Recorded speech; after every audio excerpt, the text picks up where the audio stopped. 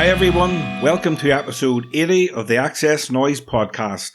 I'm Mark Millar, thanks for listening. In this episode, I talk to Belfast-born singer-songwriter Gareth Dunlop about his brand new album, Animal. If you missed the previous episode, I spoke to Briley Mons Watson, also known as Soak, to talk about their fantastic third album, If I Never Know You Like This Again. Obviously, the nature of being in interviews and stuff is that people comment on your character and stuff, but I think it is quite intense to have so many people comment on you as a person when you're not even a fully formed person as well, you know. It was intense, but it was also lots and lots of fun. So check it out, and if you like the podcast, please subscribe and share it with your friends. If you want up-to-date music news, album reviews and interviews, then check out our main website at xsnoize.com. You can also follow us on Twitter, Facebook and Instagram. Search for the tag at XS Noize Music.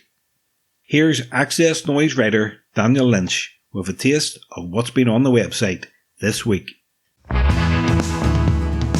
In the reviews section, Fontaines DC return with their third album in as many years. Alex Hoggard gives Skinty Fia 8 out of 10, saying the band has established a distinctive sound across their output so far, but on this latest release also show a willingness to explore and push boundaries. Sean Crossy has been listening to the 11th studio album from Spiritualized, recorded in 11 different studios over the past few years and featuring over 30 musicians. Everything Was Beautiful gets a 9 out of 10 from Sean, who says it's some of Jay Spaceman's best work since Let It Come Down. Editors return with their first new music since 2019. Heart Attack has a pulsating electronic intensity and 80s inspired synths. With visual artist Felix Geen, they've used AI technology to create a vast, darkly psychedelic video. You can watch it in full now at xsnoize.com. Belfast-born singer-songwriter and producer Gareth Dunlop has been recognised as an accomplished talent ever since the BBC tipped him as one to watch in 2010. In this interview, Gareth talks about his new album, Animal, songwriting, musical influences, and much more. So sit back, relax, and enjoy the XS Noize Podcast with Gareth Dunlop. Hi Gareth, welcome to the XS Noize Podcast. Thanks for having us on, man. So where are you today? I'm here at home in my studio. It's in the front room of the house. And just getting a bit of work done, doing a bit of mixing and ticking off a few boxes. And you're from Belfast. Whereabouts are you from? I'm East Belfast, just off the Krieger Road direction. Born and bred. I know it well. Yeah, right. So first of all, going back to the start, can you remember the first band or artist that made you pay attention to music? It's weird. So it was a strange journey, getting into music. I was always I guess the way everybody is surrounded by music. We were always singing in the backseat of the car. Now my folks aren't musicians. My dad plays a little bit of mandolin, but never really dived into it too much. And there was this one, I think I would have been around 14, and I saw this picture of a guitar, and it was might have been the old Index catalog, or Argos. It was probably Index though. And for whatever reason, it was just this lightning bolt of that's the coolest thing I've ever seen. I must have this. And I pestered my dad. And he had this old Yamaha laying around. And he said, look, learn a few things on that first, and then we'll think about this guitar. And eventually, I think he probably thought it was going to be the skateboard from the year before that just sits on the stairs and gathers dust.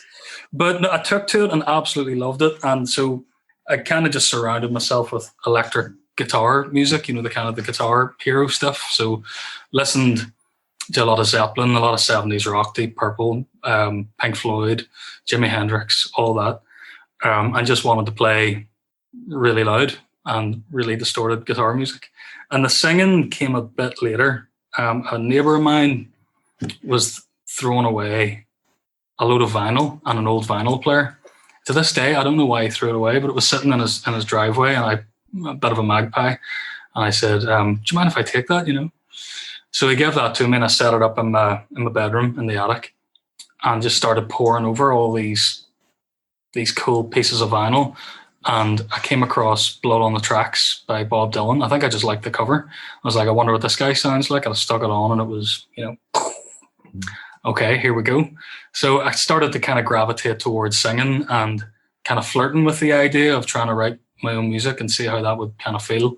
And the electric guitar got put away a bit, and the acoustic guitar came back out, and I started just, getting into that world.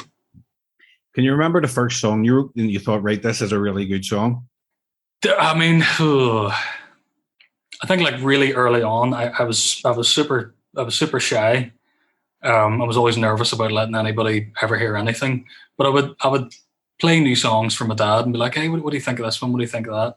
And I think a really early one that I'd written from like start to finish, because a lot of it was just like maybe like a verse or half a chorus. I didn't really know what I was doing. You didn't really know the structure. One of the first ones was a song called Firefly, which I probably wrote when I was maybe around 16, something like that. And it still gets pulled out every now and again at the gigs, and it is full of holes. Like there's part of me that listens back to it and goes, "Oh, dude, no, why did you do that? Why didn't you go there?" Mm-hmm. But it is what it is. You grow with the craft. I think very much still growing. I hope. And when did you decide that you wanted to follow music as a career? It was probably towards the end of high school. I was kind of looking at my options and thinking, okay, what am I going to do here? Didn't want to do more kind of education. Couldn't care less about maths or English or any of that. And I started thinking about Bangor Tech Music College. And I mean, I did GCSE music and stuff and always really, really loved it, but it was very much just like the basics of music. So when I applied for the college, they asked me if I could read. Could I read notation, which I couldn't, and they wouldn't let me in. So I went back devastated to my music teacher, and she said, right. She called the college and she said, I'm going to get him up to grade 3 at least over the summer. When the school's closed, he's going to come up. We're going to sit down, and I resat an exam to get in to Bangor Tech, and thankfully passed it. And then I think just being around other musicians, there weren't many kind of like-minded fools in high school growing up. A lot of my friends were into sports, and they were into PE and other stuff. And I was kind of the strange guy who went into the music room and hid with his guitar. So when I got into music college, it was like I found my people, I found my tribe, mm-hmm. and I kind of really embraced that. And I think shortly after that, I was able to blag a cover gig in Bangor, and it was called Bar 15 at the time. I think it's now called Betty Black's, if it still is. And I blagged a Friday night cover gig, and I couldn't believe it. And somebody was paying me some money to sit and sing songs on a Friday night and have a few pints. And I was like, wow, this could be an avenue to pay rent somewhere. What sort of songs were you singing? Who were you covering? I was playing a lot of stuff like initially of just what I was into. I wasn't too concerned in the beginning of what folks might like to hear. I was probably a bit too selfish. So playing a lot of that old record collection, a lot of Dylan, Neil Young, and then as people probably got a bit fed up with that, they started asking for songs, and I had to go away and learn them. So it was a good, the cover gig scene. I loved it. I mean, it was a great way of kind of learning your chops and keeping your chops, to be doing stuff like that every week. And I highly recommend it. You're bound to have been asked to cover Oasis. Oh yeah, Oasis. You name it, Wagon Wheel, Sweet Home Alabama, all of the usuals. I did a lot. I started getting into then weddings and birthday parties, and we would play just about every event going that was that were going to pay us. And on Sundays, I ended up doing like a little 3-piece jazz gig in Grace Needles. So that was like I was like, yeah, I'll do it. And then somebody handed me a reel book and was like, right, you're going to have to learn some jazz. I was like, okay, I'll give it a go. Why not? So it was a good sort of mind opening experience doing those gigs. In 2011, you won Young Songwriter of the Year award in Belfast. What did that entail? Did you have to write a song for that, and if you did, what was the song? So that was through the Belfast Nashville Songwriters Festival, and they had asked me to play in as part of the festival to do a gig, and it was right around the time, like I think I'd put out a little EP. I'd recorded pretty terribly, and I was starting to raise my head up a little bit and go, hey, I write songs, and trying to look for a few original gigs. So they were really kind and sort of really championed me early on. And every year at the festival, they would have this Young Songwriter of the Year. And I got the tap on the shoulder for it. I couldn't believe it. It was just, wow, that's, it's a massive moment of encouragement. And then through the festival, they took me over to Nashville for the first time. And there, I played a few shows. I played the Bluebird Cafe. And that's where my first publisher was sitting in the crowd. And she approached me after that gig and said, do you have any publishing going on? To which I think I replied, I don't even know what that is, so definitely not. And that started the train of motion of going back and forth to Music City and writing songs for other people and learning how to do that, and writing songs for TV shows and things like that. And it was, but yeah, I mean, if I was to draw a line back to how that happened, that's definitely got to shine a light on the Belfast Nashville Songwriters Festival. What I'd like to know is when you're writing songs, what's more important to you, a great lyric or a great melody? It's both. For me, it has to be both. When those two things, you're always searching for those two things to come together. What comes first is, for me, is anyone's guess. There's no rhyme or reason to it. Sometimes a songwriting session will start with some a melody or a riff or something that's been kind of plaguing my mind all day, and other times it might be something that I just want to say, and then I have to go about figuring out how to build the melody around it. Has your songwriting process changed much over the years? It has, I think. Yeah. It used to be like before we had kids. It was always probably like a 4 or 5 hour affair, and you wait for the moon to be shining just right, and you get a nice bottle of whiskey, and you set up this whole ritual, to sit down to write a song, and then when you have a kid, that gets knocked on the head, and time is a bit more limited. So these days it's more about trying to just find and keep appointments with myself, with my own with my own time, and sit down and really try to hammer something out between the hours of 9 and 2 when the kids get picked up from school. And then, occasionally I'll write in the evening, but yeah, it looks different than how it once did.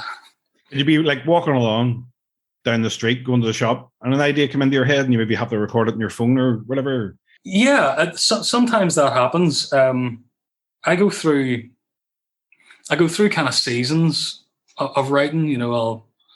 There may be months at a time where I'm not writing. I've got more of the engineer's hat on, or the producer's hat on. I might be working with another artist or something, and it's like that. The songwriter valve's kind of switched off, and I kind of feel once I'm in that mood, once I'm in the songwriter vibe, I'm just on the hunt for anything. It could be a conversation that's just kind of like that side of my brain feels a bit more magnetized to. I'm just searching. I'm trying to look for ideas, and it can come from conversations, buying a loaf of bread, listening to other artists. It's a strange one. And then other times, something just drops out of the sky. There's that mystique kind of side to it that I can't explain. It's just that, hey, well, where did that come from? That's strange. All right, there's a song in there somewhere. Bang, there's a song. I mean, that the mistake of that is never lost on me. To start with nothing and end with something. You'll soon release your latest album, Animal, which is fantastic, by the way. Yes, man. Did you go into the recording of the album with any preconceived ideas how you wanted it to sound, or the kind of songs you wanted to write about? Yeah, so I kind of the first song that set it in motion is the title track of the record, Animal, and that was one of those songs that that kind of just jumped out onto the page, and I was like, what on earth is this? And I think around the time I wrote Animal, I was getting really obsessed with like synth music. I was starting to kind of discover a little bit more of that stuff. I was getting a bit more curious about it and how I could kind of blend the songwriter kind of stuff with more of those kind of sounds and more electronic. So I think I'd settled on wanting to do something sonically like that.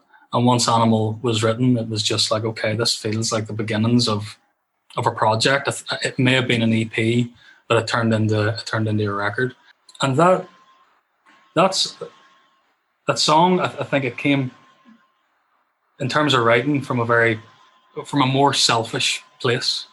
I think I've been writing so much for other people and trying to fit, other parameters for whether it be a TV show or something like that, or trying to fill a hole on somebody else's record.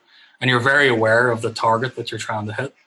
And what I loved about writing about Animal was that when I was writing Animal was that little switch got turned off, and it was like, okay, let's forget about all that for a second and see what could happen. And XS Noize was pleased to premiere the live session of Animal last week. Yeah. Awesome. Fantastic version. My favorite track on the album is the final song, Prisoner of My Past. It's a great way to finish the album. What can you tell me about the genesis of that song? I don't think I'm alone in this. I have these moments. You're driving, and you could be driving in the car, or you could be doing something like making a cup of coffee, and you have these weird flashbacks of stupid stuff that you've done, or words you can't take back, things that you can't undo, and you get that, and it's there for a second, and then, okay, you're back to reality. I have those. I'm plagued by those all the time. So yeah, it's a song about certain regrets, and as I say, things that you can't undo, without opening that door too much. But yeah, it felt like a good way to finish out the record for sure. Yeah, absolutely love it. What song on the album means the most to you? It changes from time to time. I think at the minute it would probably be "Look Back Smiling." It was the last song. I thought I had the album finished. It was kind of done and put to bed. Mastering had been, it was all kind of completed. Artwork signed off on, and then "Look Back Smiling" kind of happened, and I was like, this has to, okay, back to the drawing board. We need to find a space for this. And it's a song I wrote for my son, Wilson, through the pandemic, through the lockdowns and stuff. He'd missed out on a ton of school, his first year of school. And then when he was kind of thrust back into that environment, there was a bit of he retreated into himself quite a bit and kind of, really went into his shell, which was it was a bit heart-wrenching to watch. And so that was really the genesis of how that song started out, is, no regrets, whatever you're doing in life, make sure when you look back smiling on it. So yeah, at the minute, I think it would be that. That would be the favorite. Yeah, that's another great song. I mean, you mentioned writing songs for other artists. When you're writing a song for other artists, you ever tempted to go, I actually want to keep this for myself? It has happened. It's kind of rare though, especially in Nashville, because you're writing almost with with vernacular that isn't your own. There's a lot of writers out there that are beating that country pavement every day trying to get songs on country records. So most of the time, it never felt like something that I wanted to stylistically do. Always enjoyed doing it, but there were other times when maybe a song didn't land and there was a cool chorus, and I took it away and rewrote it and made it my own a little bit, and took off the the parameters, which was always cool. But yeah, it's a strange world out there trying to write for those guys. Challenging. A lot of folks are trying to do it. Yeah, it's how there'd be a lot of pressure. Yeah, there can be, especially with the amount of songs that are getting churned out there in an afternoon. A typical writing day in Nashville is one in the morning and another in the afternoon, and then in the evening you're potentially in the studio demoing up what you've written that day, and then it gets sent out the door, and you just pray somebody wants to use it. I mean, you mentioned you've written songs for films, television shows, and commercials. Do you approach those sort of writing songs for those things differently than you would if you were just sort of writing for yourself? Yeah, a lot of the times there's you'll get what they call a brief, and sometimes you'll see the scene that you're writing to, or a rough outlay of the scene, and they'll have sometimes very, very specific notes about tempo, mood, exactly what it is that the song needs to say and how it needs to say it. And other times they'll say, hey, we need it to sound like this. here's a classic song. And then you walk the fine line of, all right, well, we don't want to rip something off. Let's try and get something, unique. So it's a very different process. A lot of my film and TV stuff has been, oddly enough, songs that were written for a specific scene that didn't work, and they then get picked up a year later, the same song, for a completely different TV show or movie. A lot of the things we watch on TV, everyone's dealing with the same big themes in life. Love, loss, and friendship, future, past, present, all that good stuff. So the songs, thankfully, those kind of songs don't have a shelf life when it comes to film and TV. Yeah, and I think the best use of music soundtracks in a series or anything recently that I've seen is Peaky Blinders. Yeah, incredible, right? Yeah, the songs that have been used are amazing. Yeah, such a vibe. Yeah, especially the new Smile stuff for Tom York and stuff that was used. Amazing. Yeah, very, very cool. But would that inspire you, watching things like that there and hearing songs coming on? For sure, yeah. No, absolutely. Like when those two mediums kind of come together. I remember in college in Bangor and Tech, we had this really cool assignment where there was a scene, like a very, very short movie, that we had to write music to. And I think that the scene, there was a lot of, like, if you just looked at it without it, and there was no audio on it, nothing at all. And if you kind of just looked at it, you would think, is it comedy or is this horror or what is it? And the idea was, well, you make it what you want it to be, because the music is ultimately going to influence, how people feel when they're watching this. And it was such an eye-opening experience, because everybody in the class and the group did something completely different. And it really showed, like putting kind of wacky, Looney Tunes music to this scene. It sent it off that way. And putting something kind of dark and twisted and, it sent it off in a complete other direction. So yes, music, it has a massive role to play. And it's massively, hugely inspiring when you see music on a piece of film that is really, really just supporting everything that's happening on screen, almost guiding what's happening on screen. It's incredible. Yeah, and I think that it happens now more than ever. Maybe, with Netflix and stuff like that, there's always good tunes in programs and stuff like that, Netflix in particular, it's like they have time now where, when movies were just going to cinema, it was like, right, how much drama can we fit into an hour and 20 minutes? So the pace was just crazy. Where Netflix, it's like, hey, here's an idea for a show. Let's split it up over 3 seasons. So there's so much more space to create and so much more music that's needed now to do that. And I love it. I think it's great.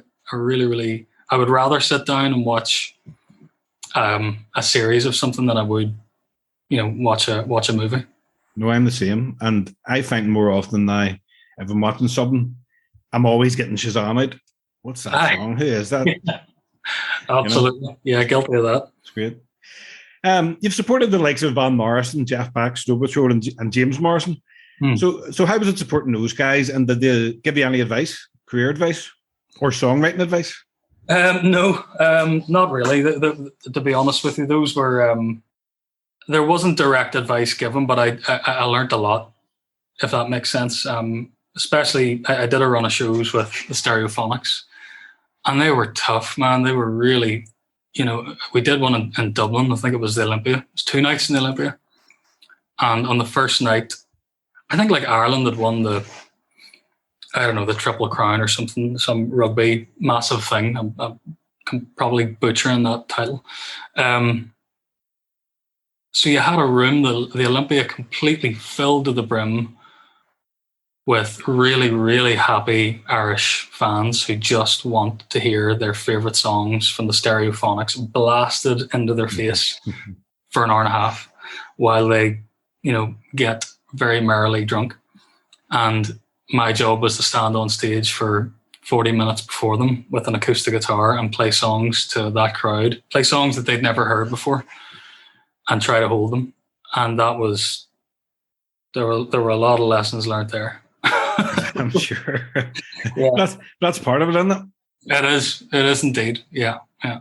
Hopefully, you're going to be on tour with Foy Vance, and hopefully a lot of people know your songs there. I'm sure they will.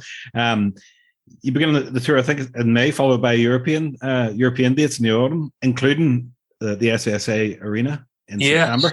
Yes, looking forward to that, and looking forward to being on a big old tour bus for a month and traveling through the States. That's going to be great. That's been, as you know, a few years of everybody not really going anywhere. We've all kind of been hibernating for a while, so. There's a lot of me that's really looking forward to getting back out there and seeing the sights and playing these songs on stage, which I haven't really had a chance to do yet.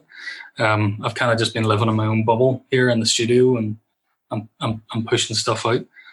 And then yes, in late August, September, that's when the UK run kicks off, and standing on stage in the SSE, it's gonna be a moment.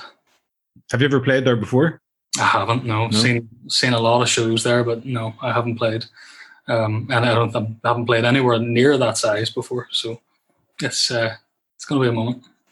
What goes through your mind when you step out on the stage, a big stage like a big arena? If I'm being really, really honest, I would get very nervous. I definitely do. Backstage, I'm the guy kind of pacing around a little bit, not really wanting for conversation. I'm kind of going through my head and thinking about the set list that I have in mind. I'm thinking about the headset that I want, the mindset that I want to kind of get into. And I'm just taking deep breaths and trying to control myself. It's a hell of a lot of adrenaline that's just coursing right through you. And that can do a couple of things. It can really throw you off balance and make you play the slow songs a lot faster than they should be. Make you play the fast songs a hell of a lot faster than they should be. So yeah, for me, it's trying to navigate and work out what to do with that energy, and I kind of like a little bit of time on my own before I head out. Do you think there's a healthy music scene in Northern Ireland now? Yeah, I do. You know what? Like, I've been guilty of not knowing and being involved in it for such a long time, and that's really down to just following the career path out in America. I'm going back and forth. For the longest time, there were probably 10 years. Every other month, I was out there, and following that road. So I kind of I dip my feet back in every now and again, and it's something that I really want to make a point of embracing more now that I'm spending more time at home. But yes, from what I can tell, I mean, God Almighty, we have some incredible talent. It's rife with great songwriters, great singers, great performers, great musicians, and great ideas. Just great art everywhere you look. I like to ask my guests the following questions. Mm-hmm. Out of all the albums in your collection, who do you have the most records by? Let me see. Probably Dylan. Probably Bob Dylan. Bob Dylan or Led Zeppelin. What would be your favourite Dylan album? Mine's Desire. Because Desire used to play it all the time. It's Blood on the Tracks. Right.